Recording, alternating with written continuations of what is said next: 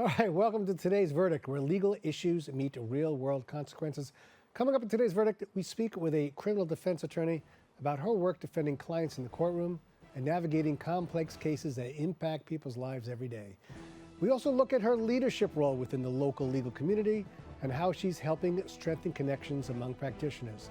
Then we take a look back at a program in Manhattan that steps right after an arrest to provide immediate support for people navigating the criminal justice system.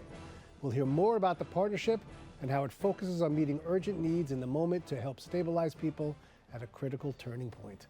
We bring you the stories, the experts, and the advice you need to navigate the issues that matter most. So stay with us. Today's verdict starts right now.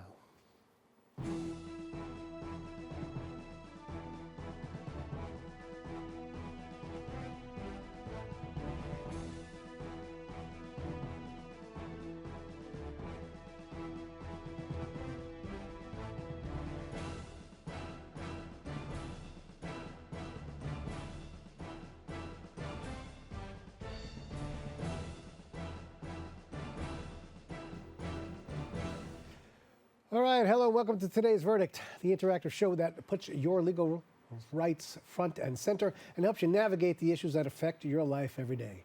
I'm your host and trial attorney, David Lesh. Remember, we want to hear from you, so tweet us at David Lesh and use hashtag Ask Today's Verdict if you have a question.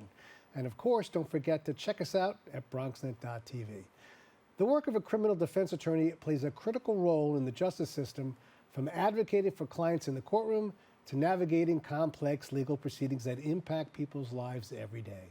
Beyond her private practice, our next guest also serves in a leadership role as president of the Bronx County Bar Association, working to strengthen connections and support within the local legal community. Well, joining us to discuss her work in criminal defense and her role in the legal community is attorney Renée Hill, and also a good friend of mine, and I love having friends on the show.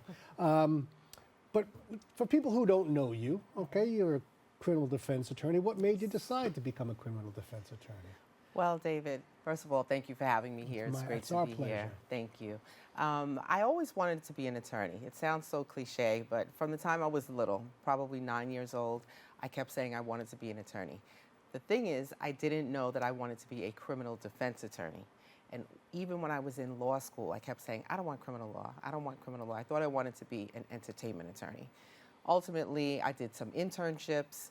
I actually interned in the Bronx District Attorney's Office for 2 semesters. That's where I got my feel for criminal defense, or criminal work. And then I met Murray Richmond, got my feel for criminal defense work, and decided that's where I wanted to be. The famous Murray Richmond. Don't worry, Murray. The best. So, in terms of the type of work you do and the type of clients that you represent now, give us just a basic overview, really. Well, it's private practice, and we represent clients from very, very serious cases to the most minute. I mean, people get arrested for misdemeanor assault cases, for harassment cases, all the way through murder. So I handle all of them. And is this throughout the 5 boroughs of New York City? Is Yes.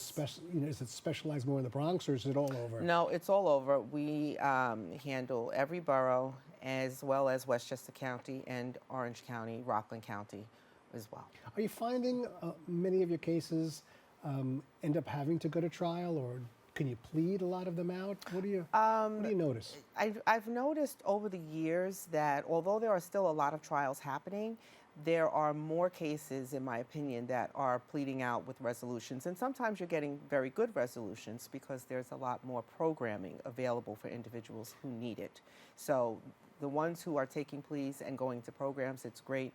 Trials still are happening, but less, because there's a lot more surveillance, there's a lot more video footage now. Everything's on video now, so it makes it, for some, a lot more difficult to go to trial. We find here on the show that from the viewers' emails, many of them really want to see more shows on DWI and on police brutality. There are areas of the law in terms of criminal behavior that they always want to seem to see over and over again. Yeah. But let's move, let's move now into some of the volunteer work you're doing. So you're working with the Bronx County Bar Association. I am. What is the Bronx County Bar Association? So the Bronx County Bar Association is a friendly bar association, and we are an organization that has been put together for the benefit of attorneys, new attorneys, attorneys who are seasoned, as well as the community. And we do work for both. We advocate on behalf of our attorneys. We make sure that we have representation in the New York State Bar. We make sure that our attorneys are trained properly, that they receive their continuing legal education courses. And then for the community, we try to help them in every way that we can. We give out scholarships to high school students. We provide help to the community whenever there are issues that are going on. For example, a few years ago, there was a horrific fire that occurred in the Bronx. We raised funds for the individuals and families that suffered from the fire. We currently have a pop-up shop that's going to be happening on May 28th for students. Law students can come out and they can basically shop for free and get clothing, legal clothing, to help them get started in their legal careers. In terms of some of the, let's go back to some of the continuing legal education classes. Yes.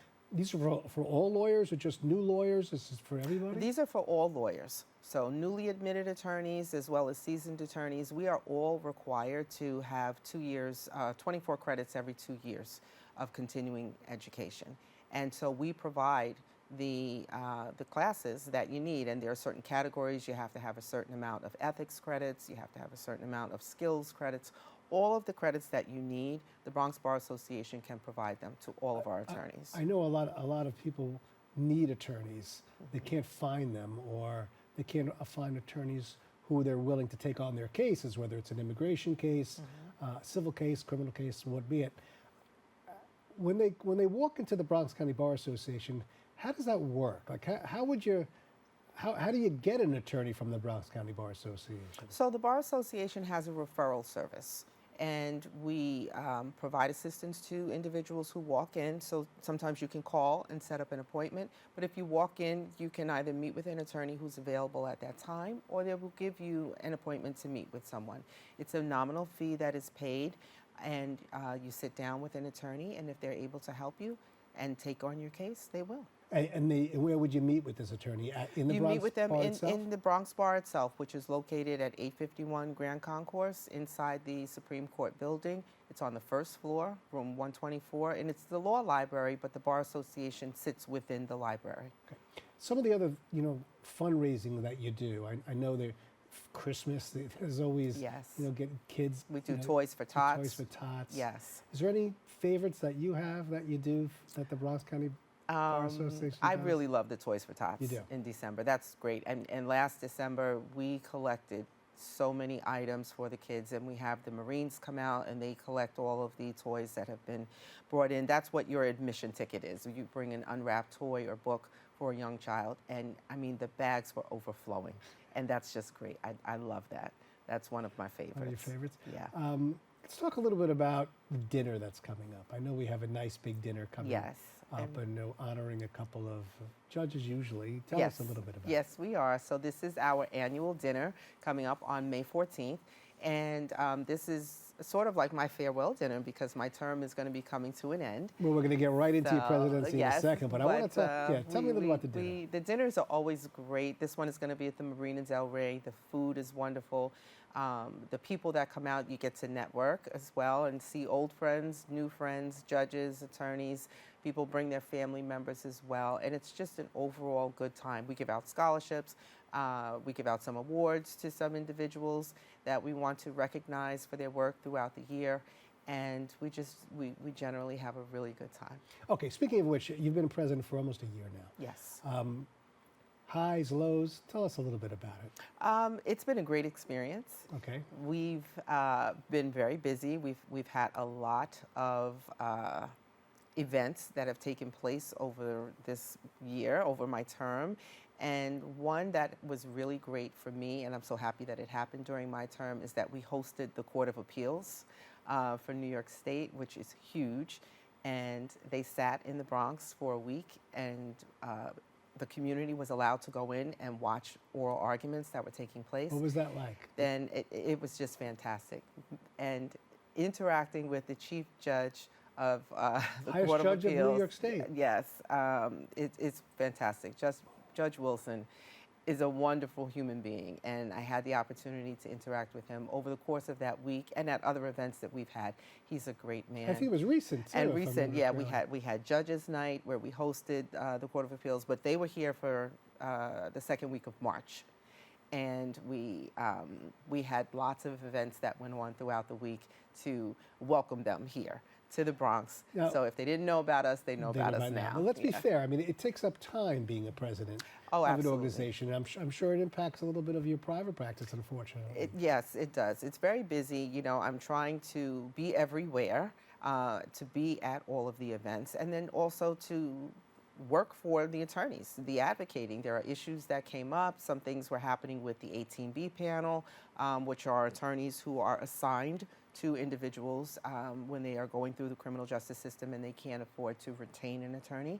And so there were just things that I had to address that, of course, took me away from my private practice a little bit to deal with. So, would you do anything differently based on the last year, or would you do it exactly the way you did it? I think I did a great job. Yeah. So I would continue on the same path that I'm doing. I'm not saying that I want to do another term. But you're however, going to stay on. But yes, I'll stay on. I'll be with chairperson of the board.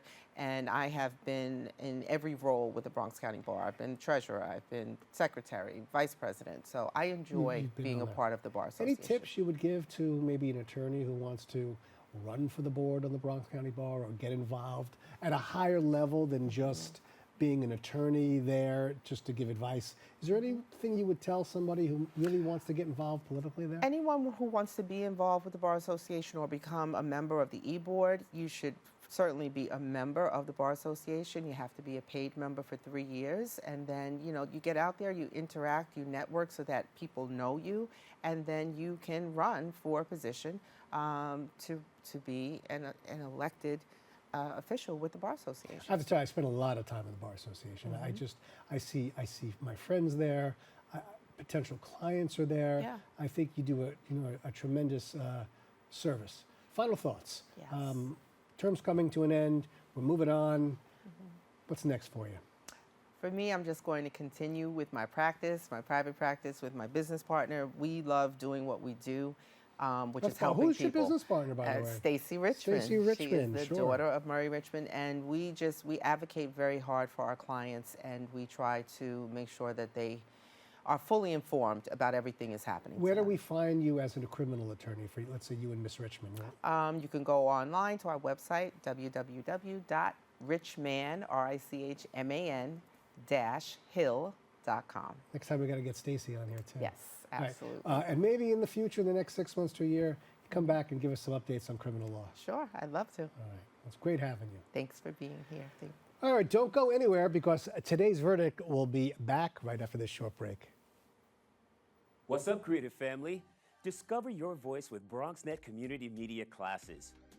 Are you ready to bring your ideas to life? At Bronxnet, we offer television production classes for community members ages 18 and over, empowering you to share your vision with the world. Get certified in field production, in-studio production, and our new exciting addition, podcast production. Once certified, you can create your own show to air on one of our 6 TV channels. It all starts with our free Unleash Your Ideas Masterclass, designed to help you plan your show idea and set you up for success on your production journey. This class is offered at the beginning of each month for your convenience. Our dedicated Bronxnet team is here to support, encourage, and uplift you every step of the way. Join us and become a part of the creative force that engages and inspires the Bronx community and beyond. Sign up today and start your media journey with Bronxnet. Visit bronxnet.org/education to learn more and register. Let's create something amazing together. There's a new channel to explore, and it's bringing the classics back to life. During the day, relive the Bronxnet originals that sparked conversations and built community. At night, dive into the hip-hop throwbacks that defined a generation. One destination, 2 powerful lineups. Now playing on Optimum Channel 952, Fios 2138, and streaming at bronxnet.tv. BX Legacy, where history meets the moment.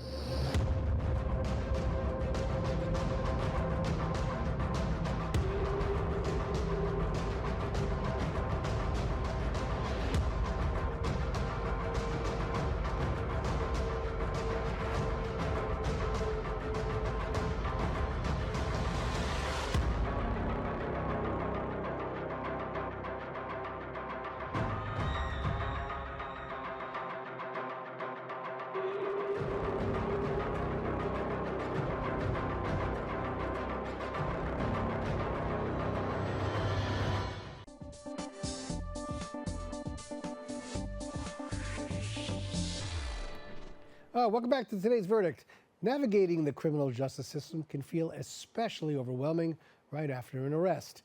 In Manhattan, a program offers immediate support through a unique partnership between the Manhattan District Attorney's Office and the Fortune Society.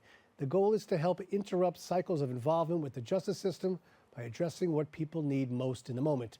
We're taking a look back at a conversation with Randi Rothschild, Chief Program Officer at the Fortune Society, who walk us through how the initiative works and the impact it aims to have. I was just saying to you just off camera, everyone should have a court navigator help us navigate through the difficulties of the court system. Agreed. Tell us a little bit about you. So I've been doing this work for over 20 years. I'm a licensed clinical social worker by training. And I started my career at a public defender's office in the Bronx, working with individuals. And then from there, did some work in government, Department of Health and Mental Hygiene, Health and Hospitals, doing work on correctional health services, which oversees the medical and mental health care on Rikers Island. And I've been at Fortune Society for the past 6 years, and I love it. Well, tell us about the Fortune Society. What's their mission? So we are a wraparound social service agency working to successfully help people reenter society after incarceration, promoting alternatives to incarceration. And we do this through 14 program areas that we have, everything from housing, which we'll talk about, benefits access, employment, education, family services, alternatives to incarceration, supervised release, peer recovery, outpatient mental health, outpatient substance use clinics, and it's then almost we like almost like a surrogate guardian. Yes. For some of these individuals, they go through the process, they're scared. Yep. And then you're like, look, just here's a MetroCard, here's some money for some food for lunch. This is your appointment when you have to go speak to a mental health advisor. 'Cause they don't have anybody else. Right. And the difference in what you just said is that we actually provide them the food. Oh, you do? So we give them the food, we give them the MetroCard, we have an agency van that can take people places, and we have 2 clinics in our Long Island City location, so people can come to us for really any of their needs. Now, this is a partnership, this particular... So this partnership, yes. So the District Attorney's Office put out RFP, and we were awarded. And so it's a partnership with them, which is really radical that this kind of initiative stemmed from a District Attorney's Office. And the idea... Why? Why do you think? That's a good...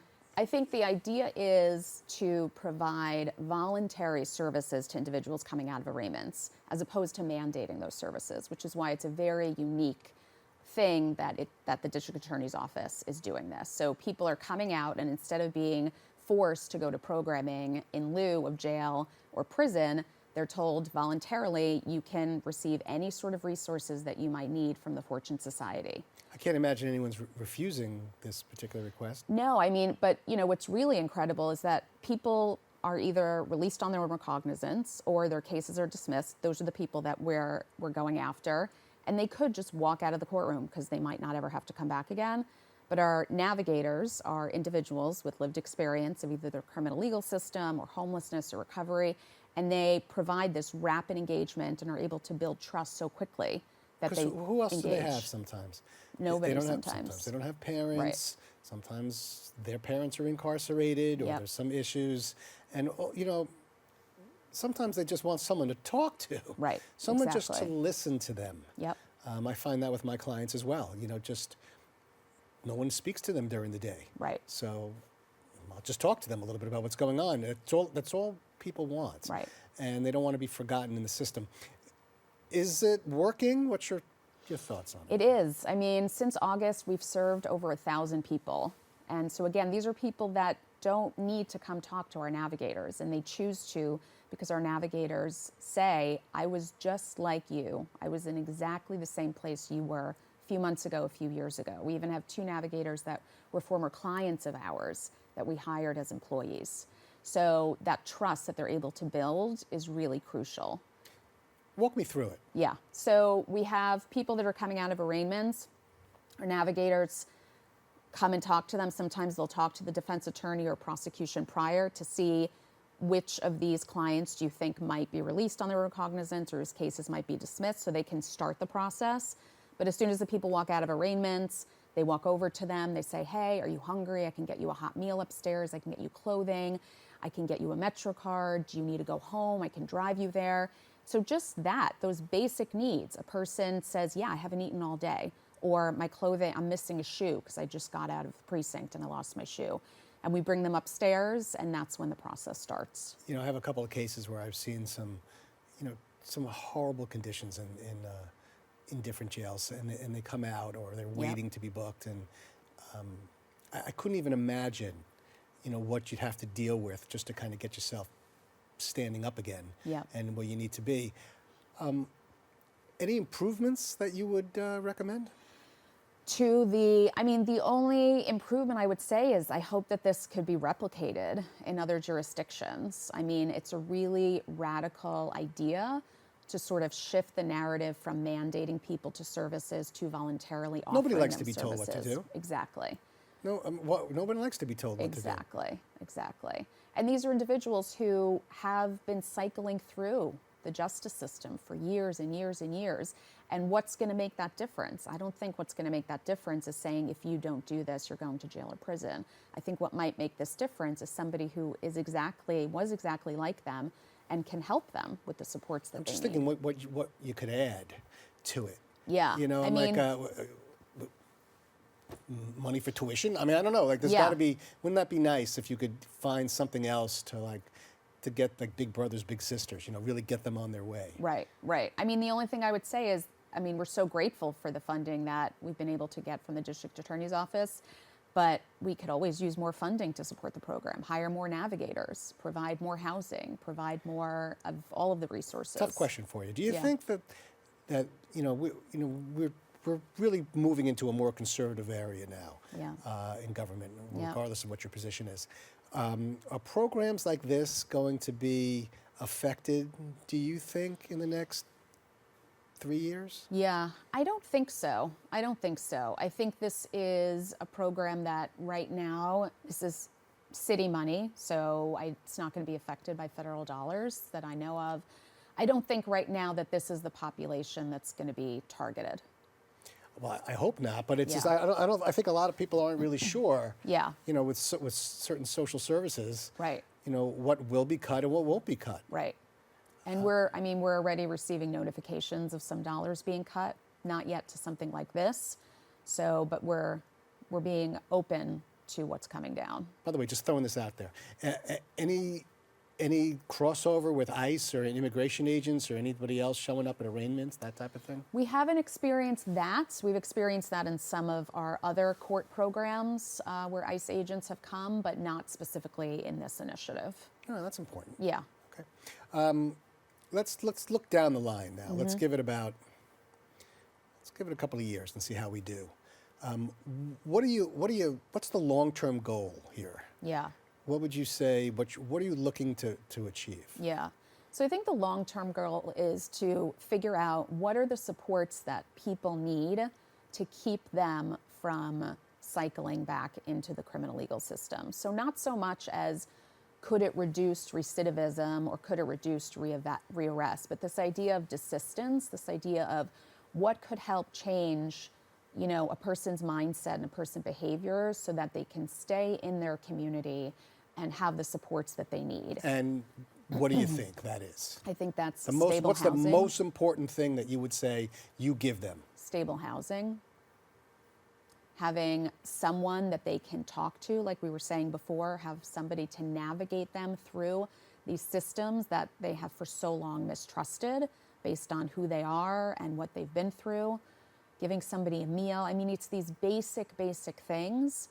But I think two of the most important things would be having a navigator, someone with lived experience, and then stable housing. It's crucial. Does the navigator stay with them? In other words, like a person who's assigned to them and manages them and calls them up and says, how was your day? Yep. The navigator stays with them for as long as the person wants.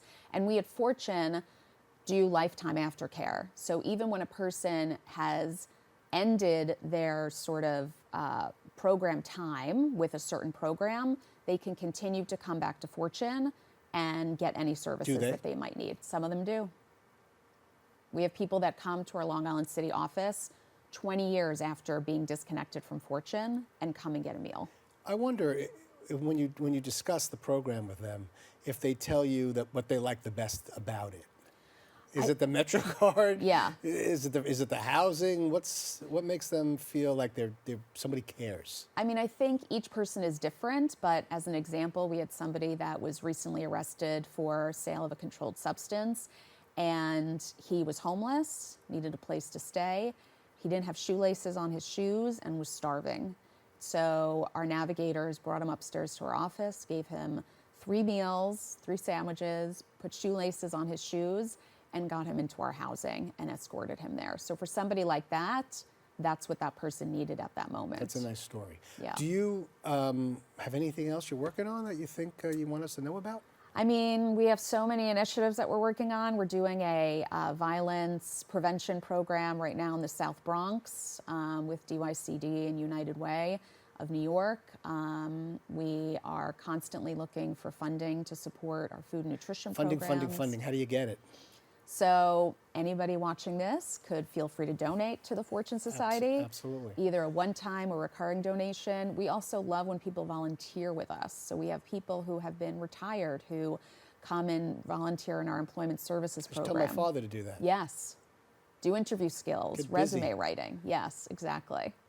So anyway, it's a pleasure. You're going to maybe come back. We can I would discuss love the to. future of Yes. Fortune Society. Yes, that would be great. Thank you for having me. That's my pleasure. Uh, All right, that's all the time we have today. I'd like to thank our guests for joining us and, of course, you, the viewers, for watching. If you missed any part of today's show, be sure to check it out on YouTube.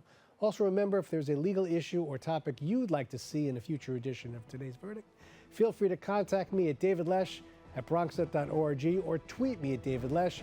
Make sure to use hashtag AskToday'sVerdict.